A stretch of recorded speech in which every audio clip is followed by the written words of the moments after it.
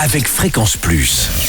Surprenez votre famille et vos amis grâce au grand chef de Bourgogne-Franche-Comté. Cette semaine, je suis à Chambol-Musigny, en Côte d'Or, toujours en compagnie du chef Éric Claudel, dans les cuisines du restaurant Le Chambol. Bonjour chef. Bonjour à vous Charlie et bonjour à vous tous. Alors, dernier épisode, c'est la tradition, c'est le dessert. Et là, on part sur quelque chose, alors cette saison, c'est un soufflé glacé aux fraises. Voilà, un petit soufflé. Il y en a plein les jardins. Donc, et c'est facile à faire ça ? Alors, ça va prendre à peu près 20 minutes de préparation, mais c'est une recette il faut bien respecter les proportions que je vais vous citer, sans aucune demi-mesure. Donc, on va partir toujours sur un appareil de 4 personnes, on va pas non plus chercher compliqué. On va prendre 500 grammes de fraises, alors privilégier des fraises françaises, bien sûr. Du jardin, tout le monde en a. Ou du jardin, ou des fraises sauvages, selon votre convenance. 100 grammes de sucre, 40 centilitres de crème liquide à 30%, 4 blancs d'œufs, un jus de citron, un petit peu d'extrait de vanille ou alors une vanille que l'on aura incisée pour récupérer la graine et un papier rhodoïde ou un papier cuisson. Il vous faudra aussi 4 gros ramequins à peu près de 8 à 10 cm de diamètre, 5 à 6 cm de haut.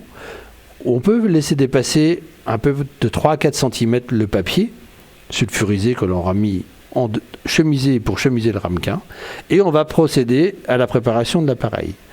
Donc on va préserver quelques fraises pour la décoration de notre soufflé. 4 fraises suffiront. Et pour le reste, nous allons les mixer en purée. Nous allons y ajouter le jus de citron, l'extrait de vanille cité.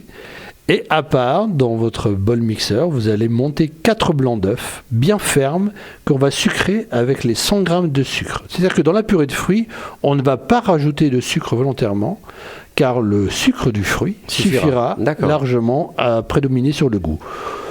Un petit conseil et une petite astuce afin de renforcer le goût de vos fraises. Prenez un moulin à poivre blanc. Oui.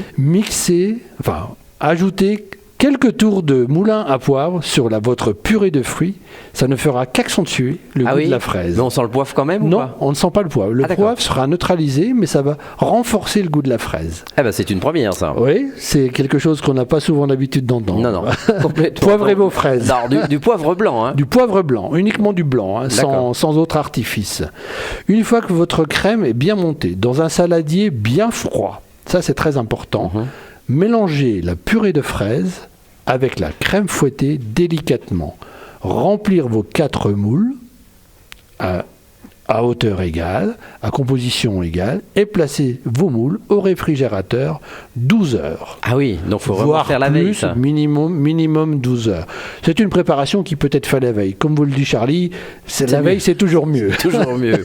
ça permet de ne pas laisser les invités donc le lendemain ou le soir, c'est une préparation qui peut se faire le matin ou le soir.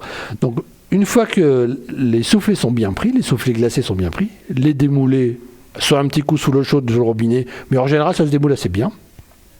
Ou alors on peut les laisser dans le moule à votre convenance. On émince légèrement ou en petit dé la fraise pour mettre la décoration sur le moule. Servir avec un petit coulis de votre choix à côté ou directement comme ça. Voilà. Merci, ça donne l'eau à la bouche cette belle recette. Merci Éric Claudel de nous avoir accueillis cette semaine. Le Chambol, ici à Chambol-Musigny. Vous y êtes depuis combien de temps ? Alors je suis arrivé ici le 4 juillet 99. Ah oui, donc ça fait...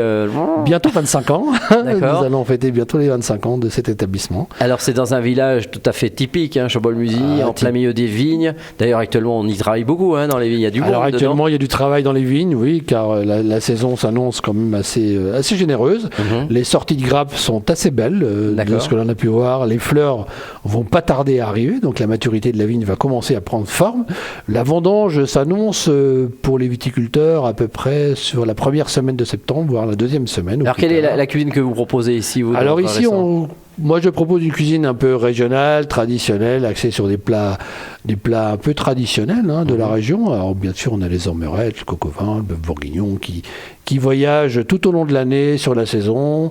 Et des saisons, les plats changent assez régulièrement. Et après, il y a une trame de fond avec des spécialités que j'ai créées et qui restent immuables à la carte des vins. Pour ne pas le citer, le foie gras aux griotines, griotine, qui est une tradition.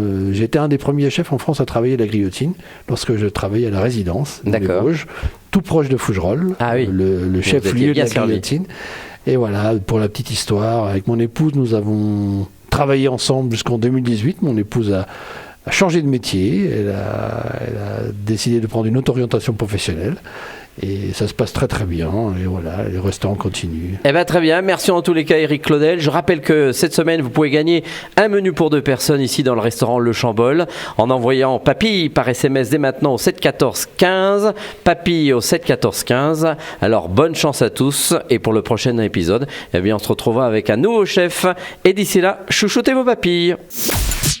Chaque semaine, découvrez les meilleures recettes des grands chefs de Bourgogne-Franche-Comté. Du lundi au vendredi, à 5h30, 11h30 et 19h30, chouchoutez vos papilles. Fréquence Plus.